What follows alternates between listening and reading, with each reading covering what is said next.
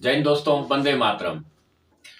कांग्रेस का तो पता नहीं बंटाधार होते जा रहा है। देश से कांग्रेस मतलब मानो कि जनता के दिल से निकलते जा रहा है। आज मैं आप लोगों को एक बहुत ही आईटी द्वारा हुए कार्रवाई से अवगत कराना चाहता हूं। कांग्रेस का एक नेता धीरज साहू नाम है, जो कि एक बहुत बड़े बिजनेसमैन है और बिजनेसमैन होने के साथ साथ वो एक राज्यसभा सांसद भी हैं। राज्यसभा सांसद वो कांग्रेस की तरफ से है। कांग्रेस का कद्दावर नेता है वो एक तरह का। उनका मैं वीडियो आगे दिखाऊंगा। उनके घर में आईटी का रेड पड़ा है और 9 अलमारी रुपया, अलमारी मतलब बड़ा वाला अलमारी जो कपड़े रखते हैं ना, जिसमें पूरे ये मजे की बात यह है कि पूरे कांग्रेस पार्टी इस पे चुप्पी साध के बैठा हुआ है। इसमें जो धीरज साहू है उनका खानदानी नेता है न कांग्रेस में। उसके बड़े भाई भी नेता हैं। 90 से 92 के दशक से उनके परिवार में नेतागिरी चल रहा है और उनका सबसे बड़ा हाथ ये है कांग्रेस में कि झारखंड, उड़ीसा, इसमें जब भी कांग्रेस को पैसे की जरूरत पड़ती थी तो यही फंडिंग करता था धीरज साहू। इनको बुलाया जाता था। अब बोलिए कि आजकल वो बेवकूफ तो नहीं है जो कि घर में इतना इतना पैसा रखे। रेड मार सकता है, आईटी मार सकता है, ईडी मार सकता है, कोई भी पकड़ सकता है। लेकिन ये किसी और ने तो नहीं रखवा के इनको फंसा दिया। लेकिन नहीं, अभी अभी आप लोगों को कुछ दिन पहले पता चला होगा कि 2000 का नोटबंदी हो गया। 2000 का नोटबंदी जो हुआ, नोटबंदी नहीं बोलिए उसको, छोटी नोटबंदी बोलिए, और उसको एक्सचेंज का भी काफी टाइम दिया गया था। तो इन लोगों का 2000 का जो नोट अलग अलग जगह पे रखा हुआ था वो सब इन्होंने किसी ना किसी बैंक के थ्रू उसको चेंज करवाया और चेंज करवाने के बाद सभी अपने ऑफिसों में, घरों में नई जगह मिला तो अलमारी और बैग में बंद करके रख दिया। कुछ दिन जब माहौल शांत होता है इलेक्शन का, तब फिर इसको हर जगह शिफ्ट किया जाता। लेकिन उससे पहले आईटी ने रेड मारा और पूरे पूरे पकड़ लिया। अच्छा, बैंक, अब बताइए कि बैंक वाले ने कैसे इसको कर दिया।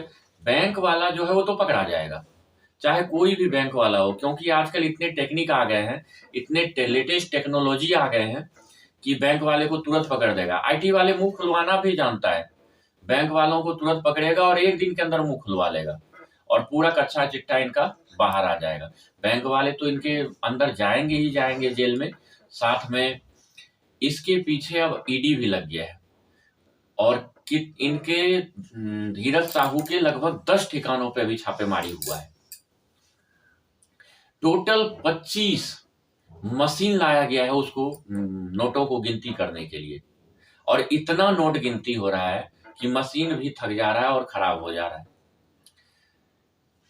अनुमान लगाया जा रहा है कि 700 से 800 करोड़ रुपए मिलेगा।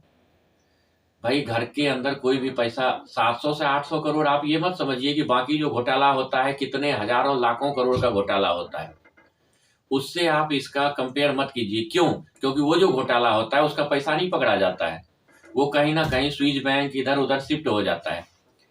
घर के अंदर घोटाला करके कोई भी इतना नोट नहीं रखता है।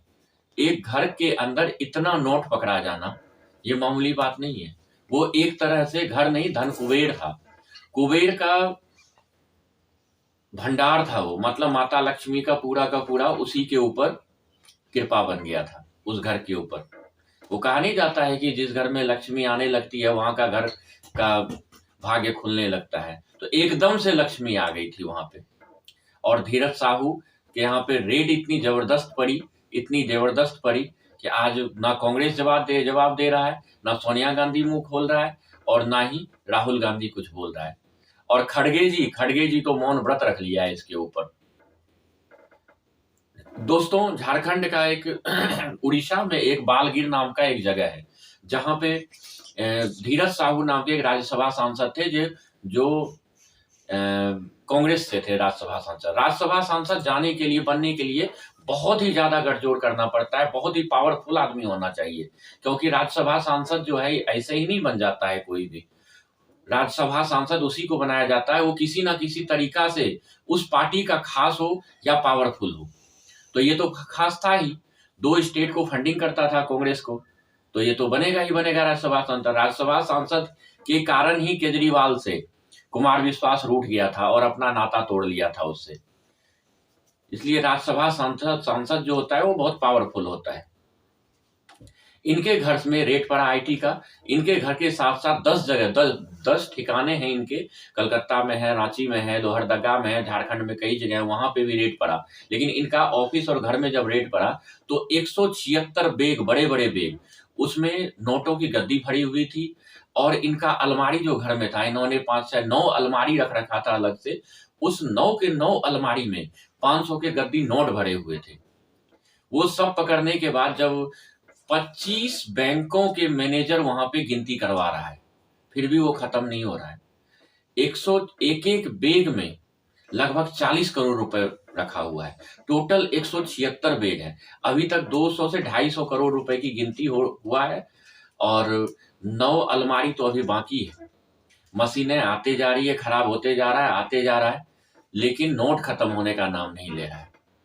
कांग्रेस का बहुत बड़ा फंडिंग वहां पे हुआ था, क्योंकि अभी 3 स्टेट में जो इलेक्शन हुआ वहां भी पैसा जा रहा था और आगे भी अगले साल जो लोकसभा चुनाव है उसके लिए पैसा एकत्रित किया गया था। क्योंकि जब कोई चुनाव होता है तो उस टाइम पे रेट बहुत ज्यादा पड़ता है, तो उससे पहले इन्होंने स्टॉक कर लिया था पैसा और हर जगह बांट के उसको खरीद के जीत हासिल करना था। क्योंकि झारखंड में कांग्रेस समर्थित शासक है, राजा है, वहां का मुख्यमंत्री है और आगे भी वो चाहता था कि बिहार में तो अगेंस्ट बीजेपी का है ही, उड़ीसा में भी अगेंस्ट बीजेपी का सरकार और झारखंड में भी है और बंगाल में भी अगेंस्ट। ये देखिए, चारों स्टेट को वो फंडिंग करता था और चारों जगह बीजेपी अगेंस्ट सरकार है वहां पे।